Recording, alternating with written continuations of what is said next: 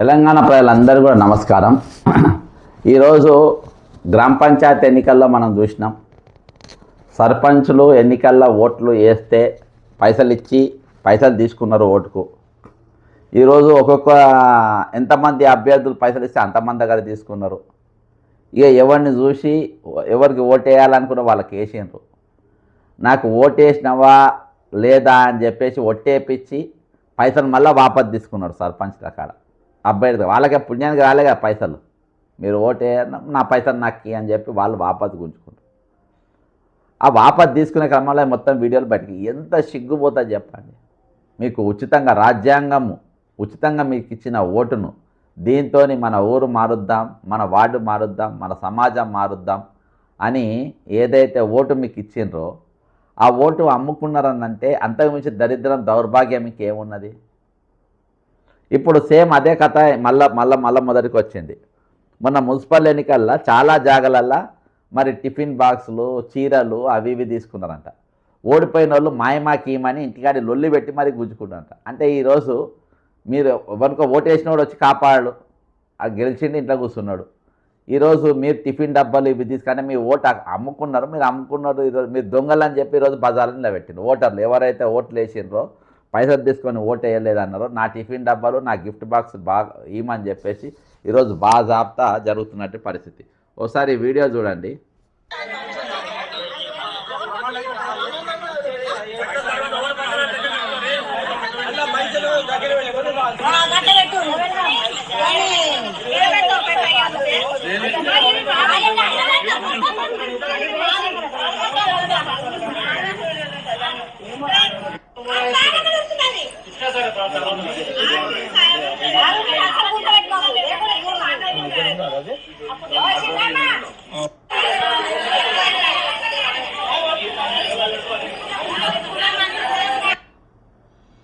చూసింది కదా, ఇజ్జతి పోయే కథ ఇది. ఇజ్జతి పోయే కథ వచ్చి ఇవాళ మా టిఫిన్ డబ్బాలు మా గిఫ్ట్ బాక్సులు మాకు ఏమని చెప్పి ఓడిపోయిన అభ్యర్థులు వచ్చి ఇండ్లకాడ కూర్చొని మరీ వసూలు చేస్తున్న పరిస్థితి. ఇవాళంతా అదే దుకాణం నడుస్తుంది. ఇది రాష్ట్ర వ్యాప్తంగా, ఒక వార్డు కాదు, రాష్ట్ర వ్యాప్తంగా ఈరోజు ఓట్లు అమ్ముకున్న వాళ్ళందరూ కూడా ఎవరైతే ఓట్ల మోసగాలని వీళ్ళు దొంగలని చెప్పి అంటున్నారు ఓటర్లని. మాకు ఓటేయాలి, మా మోసం చేసి మా దగ్గర టిఫిన్ బాక్సులు తీసుకొని నువ్వు ఎవరిని రానావు, నా దగ్గర పైసలు తీసుకొని నా సొమ్ము పెట్టుకోనికి ఎవరిని రాను అని చెప్పి తీసుకున్నారు. ఈరోజు ఎంత ఇజ్జత్ తక్కువ పని చెప్పండి. ఏమైనా ఇజ్జత్ మానం ఏమైనా ఉంటుందా దీంతో? ఇంత మించిన దౌర్భాగ్యం ఏముంటుంది చెప్పు. మొన్నటి దినానే శంకరు ఉస్మానియా యూనివర్సిటీ శంకరు ఎలక్షన్ల ముందు రౌండ్ టేబుల్ కాన్ఫరెన్స్ పెట్టి దయచేసి మీ ఓటు అమ్ముకోకుండ్రి అని చెప్పేసి బాజాప్తా చెప్పినా కానీ ఈరోజు రౌండ్ టేబుల్ పెట్టిండ్రు. దాదాపు అన్ని పేపర్లలో ఛానళ్ళల్లో కూడా వచ్చింది. అయినా కానీ ఈరోజు మీరు ఓటు అమ్ముకున్నటువంటి పరిస్థితులు వచ్చింది. మీ ఇంటికాడ వచ్చి వాళ్ళు నిలబడి ఈరోజు శంకర్ భాయ్ బ్రదర్ నమస్తే, నేను ఒక లైవ్లో తీసుకున్నా, ఏమనుకోకు, నీ సబ్జెక్ట్ కాబట్టి. ఇవాళ ఏమవుతుందంటే నువ్వు మొన్న అంత కష్టపడి ఒక రౌండ్ టేబుల్ కాన్ఫరెన్స్ పెట్టినావు, దయచేసి ఓటు అమ్ముకోకుండ్రి అని. అయితే వీళ్ళు ఏం చేసిండ్రు, మళ్ళీ ఓటు అమ్ముకున్నారు. సరే అంతా ఓకే అయిపోయింది, ఎలక్షన్ అయిపోయింది, అంతా అయిపోయింది. ఈరోజు ఏమైంది తెలుసా, ఓడిపోయిన వాళ్ళు మళ్ళా ఎవడెవడైతే ఇళ్ళలో రాష్ట్ర వ్యాప్తంగా, ఇది ఒక వార్డు కాదు, రాష్ట్ర వ్యాప్తంగా ఓడిపోయిన వాళ్ళందరూ వాళ్ళ ఇళ్ళ మీద పడి కొంతమంది టిఫిన్ బాక్సులు ఇచ్చిందంట, కొంతమంది చీరలు ఇచ్చిండ్రంట, కొంతమంది పైసలు ఇచ్చిండ్రంట, ఇక రకరకాలుగా ఇచ్చిండ్రు. ఇక చీర కట్టుకునేమో మేము ఆల్రెడీ చీర వాడుకున్నామంటే వాడుకుంటే చీర మీద నేను ఇంత కొన్నా ఆ పైసలు నాకు ఇయ్యి అని చెప్పి లొల్లి పెడుతుండ్రు. స్టేట్ వైడ్గా మన దగ్గర వీడియోలు వచ్చినా ఇక్కడ చూపెడుతున్నా. ఎవరు చెప్తే మారాలి, నువ్వు ఇంత కష్టపడి ఓటు తీసుకోకుండ్రి, ఇజ్జత్ తీసుకోకుండ్రి, అభివృద్ధిని అమ్ముకోకుండ్రి, ఓటు అమ్ముకోకుండ్రి అని చెప్పిన జనం ఎందుకు తయారైంది? ఇప్పుడు ఇజ్జత్ తీసుకునే వాళ్ళ ఫోటోలు వీడియోలు అన్నీ బయటకు వచ్చినాయి. ఏమన్నా ఏం చెప్తావు ఈ సందర్భంగా తెలంగాణ ప్రజల మహాశైలకు? ఈరోజు లీడర్ కరప్టా, ఓటర్ కరప్టా? ఇద్దరు కరప్టే అన్న. ఆ, ఈయన ఇవ్వడం తప్పే, ఆయన తీసుకోవడం తప్పే. ఆ, ఇప్పుడు ఆ, ఓటర్కి ఎందుకు ఇస్తున్నాను కొంతమంది క్వశ్చన్ చేస్తుంటారు. ఉమ్, కొంతమంది క్వశ్చన్ చేసినప్పుడు ఉమ్, ఇప్పుడు ఒక పిచ్చోడే, మనం ఫర్ ఎగ్జాంపుల్ ఒక పిచ్చోడినే తీసుకుందాం. ఉమ్, ఆ పిచ్చోడికి ఒక చేతిలో డబ్బు పెడదాం, ఒక చేతిలో విషం పెడదాం. ఉమ్. పెడితే దేన్ని ప్రయారిటీ ఇస్తాడంటే డబ్బుకే ప్రయారిటీ ఇస్తాడు పిచ్చోడు కూడా. పిచ్చోడు కూడా. ఆ, అట్లాంటిది వీళ్ళు తెలిసిన వాళ్ళు కదా. ఆ, ఇప్పుడు మీరు ఎమ్మెల్సీ ఎన్నికలలో కంటెస్ట్ చేస్తే ఏం జరిగిందో ఉమ్. ప్రత్యక్ష సాక్ష్యం. నేను కంటెస్ట్ చేసిన. నువ్వు టీచర్లు నువ్వైతే. నేనైతే 15 సంవత్సరాలు ఒకటే ఒక రెగ్యులరైజేషన్ అనే అంశం మీద 15 సంవత్సరాలు నా జీవితాన్ని నాశనం చేసుకున్నా. ఆ, అయినా వాళ్ళకు ఎవడైతే డబ్బులు ఇచ్చేటోడు ఉంటాడో ఆ, డబ్బులు ఇచ్చే వాడికి ప్రయారిటీ ఇస్తారు.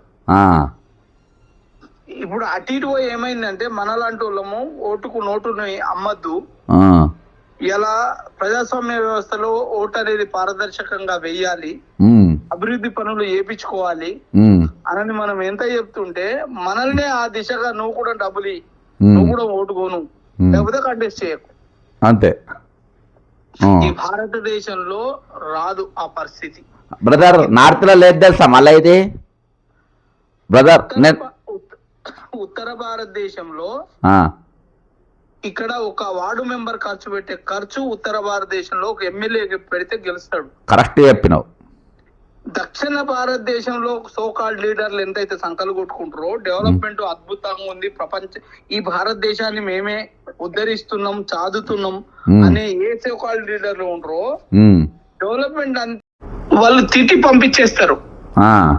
మా ఇంటి ముందర మోరీ లేదు, నాకు మోరీ చేసి పెట్టు. మా తోటకాడ మోరీ సగం చేసిండ్రు, మా మోరీ చేసి పెట్టు. మా వీధి లైట్లు లేవు, కొత్తగా పెట్టండి. మాకు వీధి మోటార్, ఇది వాటర్ మోటార్ ఖరాబ్ అయింది, అది రోడ్ మీద ఉంది, ప్రజాహిత్యం రీత్యా ఇది మన గవర్నమెంట్ పెట్టింది, మోటార్ ఖరాబ్ అయింది, మోటార్ పెట్టియండి. ఇది అడుగుతారు. ఈ అవేర్నెస్ ఒక 10% లోపలనే ఉంది. చాలా సందర్భాలలో మీతో నేను మాట్లాడినప్పుడు 90% ఓటరు మద్యంకు, మాంసానికి, డబ్బులకు అమ్ముడు పోతుండు. ఒక 10% ఉంది కదా. ఇవాళ మీరు మేము గొంతుక, ప్రజల గొంతుక అవుతున్నామని మాట్లాడుతున్నాం కదా. 90% కోసం కాదు, ఈ 10% కోసం చేస్తున్నాం. మనలాగా మిగిలిపోయిన మంచోళ్ళు ఎవరు 10% ఉంటే వాళ్ళ కోసం చేస్తున్నాం తప్ప ఇవాళ ఈ అమ్ముడు పోయిన సమాజం కోసం చేస్తలేం. ఈ రాజకీయాలను చూస్తేనే అదో బురద గుంట కంపు అనేది అర్థమైపోయింది.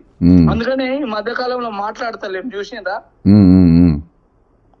మాట్లాడతలేం. ఇప్పుడు గతంలో టిఆర్ఎస్ ప్రభుత్వం అనుకున్నాం, ఇప్పుడు కాంగ్రెస్ ప్రభుత్వం మీద కూడా వ్యతిరేకంగా పోరాటానికి సిద్ధంగా ఉన్నాం. కానీ నెక్స్ట్ ఎవడు మంచోడు అని నేను ఎవరికి ఓటేయమని చెప్పాలి? ఇది ఇప్పుడు ఉన్న క్వశ్చన్. చాలా మంది అంటారు శంకర్ మాట్లాడే బంద్ చేసిండు, శంకర్ మాట్లాడే బంద్ చేసి. ఎవరి కోసం మాట్లాడాలి, ఎందుకోసం మాట్లాడాలి? నువ్వే అమ్ముడు అయిన తర్వాత నీ కోసం నేను ఎందుకు మాట్లాడాలి? నా జీవితాన్ని ఎందుకు సాక్రిఫై చేయాలి?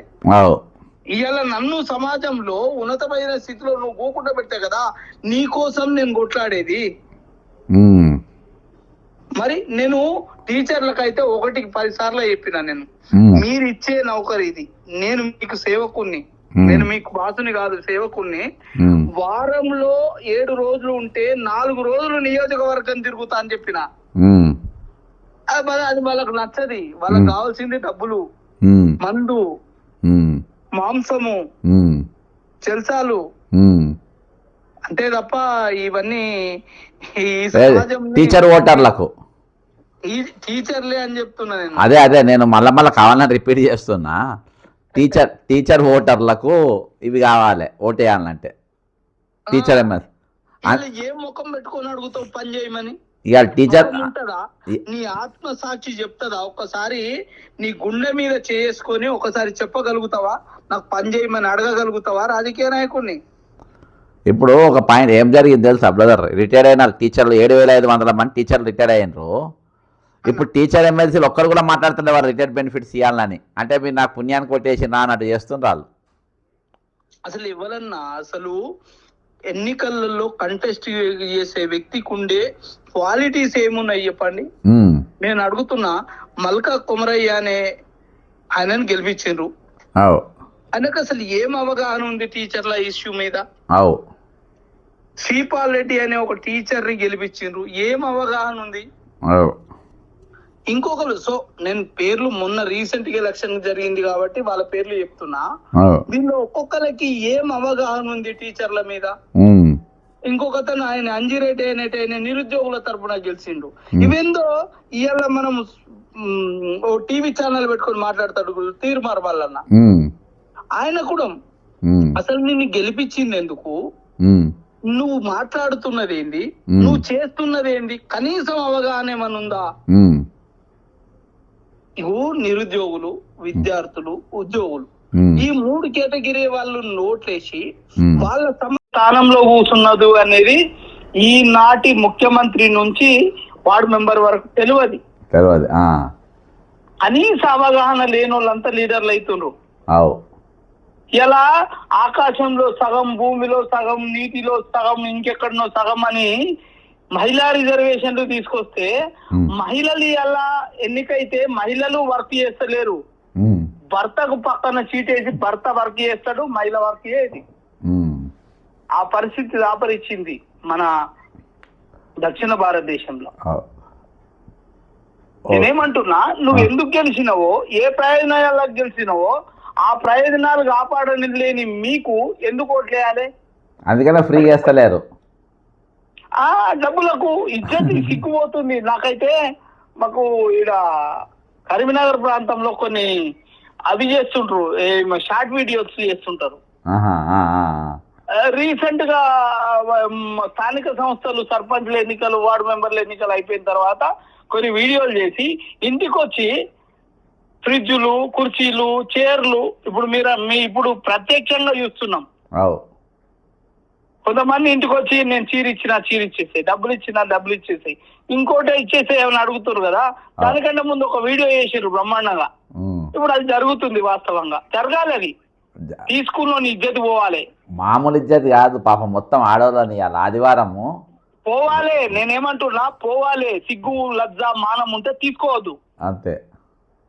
ఇప్పుడు పని చేయమని అడగాలి. ప్రజాప్రతినిధిని నీకోసం ఎన్నుకున్నప్పుడు రోడ్డు లేదా, బల్బు లేదా, ఇంటికి పవర్ లేదా, డ్రైనేజ్ లేదా, నల్ల లేదా, నీకు ఇల్లు లేదా, నీకున్న సమస్యల గురించి నీకు అడగాలి తప్ప, ప్రాథమిక సమస్యల గురించి అడగాలి తప్ప, ఇలా నువ్వు చీరలు ఇస్తే చీరలు, జాకెట్లు ఇస్తే జాకెట్లు, పాయింట్లు ఇస్తే పాయింట్లు, షర్ట్లు ఇస్తే షర్ట్లు, డబ్బులు, మాంసం ఇవన్నీ తీసుకున్న తర్వాత వాడు అడగడంలో తప్పేమున్నది?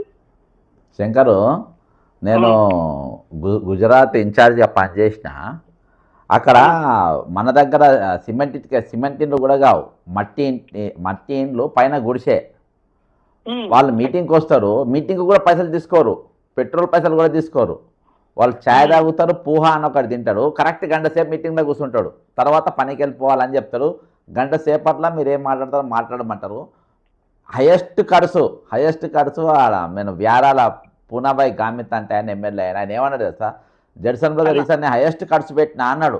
ఓ అమ్మాయి ఎన్ని కోట్లు పెట్టిండు అని నేను అనుకున్నా. 25 లక్షలు, 25 lakhs అబ్బా ఎమ్మెల్యేకు, గెలిచిన ఎమ్మెల్యే ఖర్చు అయింది. హైయెస్ట్ ఖర్చు అంటే అది అయింది. ఓర్ని అమ్మ, ఇది మాకు ఒక వార్డు కాదు, ఒక బూత్ కూడా కాదు ఈ రోజులల్లా.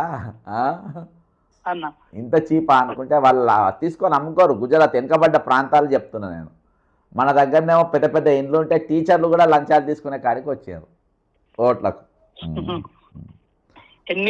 ఎన్నికల సంఘం ఏదైతే ప్రిస్క్రైబ్ చేసిన డబ్బు ఏది ఉందో అక్కడ అది ఖర్చు అవుతుంది, కానీ ఇక్కడ దానికంటే 100 రెట్లు ఎక్కువ ఖర్చు అవుతుంది. అసలు సంబంధమే లేదు దానికి, దీనికి సంబంధాలే లేవు. కాదు, వీళ్ళు కడుపుకు అన్నమే తింటే మరి ఆ డబ్బులు ఎక్కడి నుంచి వస్తున్నాయనే సోయి ఉండాలి కదా.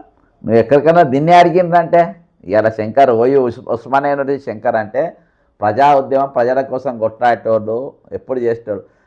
అది నేను చదువుకున్నవాడు కాదు, పూర్తిగా అవన్నీ అవగాహన ఉన్న బడి పంతులే ఈరోజు ఓటు అమ్ముకున్న కాడికి వస్తే, ఇక నీకు కామన్ ఓట్ అదేముందబ్బా.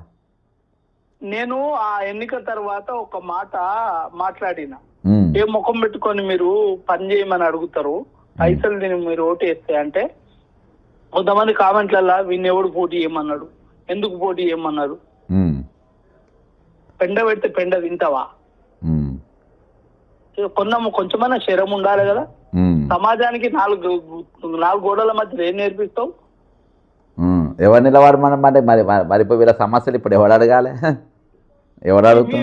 మీరు పోయి అడగాలి, ఓడి కొట్టిన మీరు అడగాలి, గెలిచినోడు పోయి జల్సాలు చేయాలి. మొన్న కొమరయ్య రిటైర్మెంట్ టీచర్ల దీక్ష అని కూర్చున్నాడు, 3 ఎమ్మెల్సీలు. ఆయన శ్రీపాల్ రెడ్డి కరెక్ట్ 11:30 దీక్ష స్టార్ట్ చేసిండ్రు అబ్బా. 2:30 దీక్ష అయిపోయింది. దిగిపోయే ముందు మున్సిపాలిటీ ఓట్లు బీజేపీకి అయ్యిందని ఓట్లు అడిగింది. మళ్ళీ కనవాలి ఇవాళకి 3 ఎమ్మెల్సీలు. వాళ్ళకి తెలియాలి కదా, వీళ్ళకేం తెలుస్తుంది? లీడర్లు అనేటోళ్లకు తెలియదు కదా అన్న. ఎవరైతే నష్టపోయిన టీచర్ కావాలో తెలుసు. ఆ టీచర్ అయినా డబ్బులు ఇస్తే నాకు నీ డబ్బులు వద్దు, నాకు కావాల్సిన డిమాండ్లు ఏమని అడగాలి కదా. అది ఇడిచిపెట్టిండ్రు, అవసరాలు ఇడిచిపెట్టిండ్రు, అనవసరాలు ఎంబట పడి తిరుగుతుండ్రు. అంతే అంతే. ఓకే బ్రదర్ అన్న, థ్యాంక్ యూ థ్యాంక్ యూ అన్న, థ్యాంక్ యూ. ఇది ఇవాళ జరుగుతున్న కథ. ఇవాళ ఓటరు ఇజ్జత్ పోయే పరిస్థితి, ఇండ్ల మీద పడి ఆదివారం పూట పిల్లలతో ఉండే పరిస్థితులల్లో ఓటర్లు ఇంత భయంకరంగా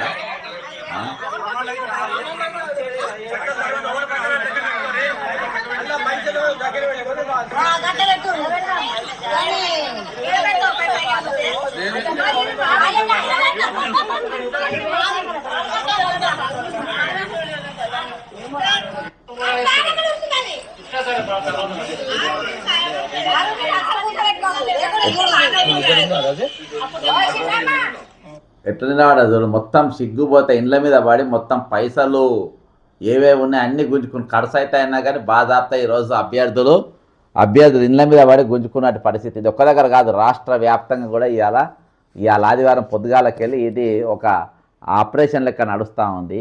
మీరు వాళ్ళ దగ్గర పైసలు తీసుకోవాలి ఎందుకు, ఓటు అమ్ముకోవాలి ఎందుకు, ఇజ్జత్ తీసుకోవాలి ఎందుకు? ఇప్పటిదాకా ఉస్మానియా యూనివర్సిటీ శంకర్ చెప్పినట్టుగా ఈరోజు మీ గురించి మాట్లాడేటోళ్ళు ఎవరు ఉండరు, కొట్లాడేటోళ్ళు ఎవరు ఉండరు. కాబట్టి మీరు వెనుకబడ్డ ప్రాంతం నార్త్ ఇండియా, అక్కడ ఏం డెవలప్మెంట్ లేకుండా ఏం లేకుండా ఎవరు రూపాయి తీసుకోరు ఓటుకు. మీటింగ్లో పోతే కూడా పైసలు తీసుకోరు. అంత సిన్సియర్గా వాళ్ళు ఓటు చేస్తారు, కనుక నాయకులు మోసం చేస్తారు వాళ్ళకు. అయినా కానీ వాళ్ళు ఏవైతే హక్కులు కాపాడుకోవాలన్నా హక్కుల కోసం వాళ్ళు గట్టిగా ఎమ్మెల్యే దగ్గర వాళ్ళ పని ఉంటే చేయించుకొని మరీ తీరుతారు. ఇది అక్కడ పరిస్థితి. కానీ ఏదేమైనప్పటికీ ఇవాళ లీడర్లు మీరు ఇచ్చిన పైసలు వాపస్ తీసుకోవడం తప్పని నేనన్నా.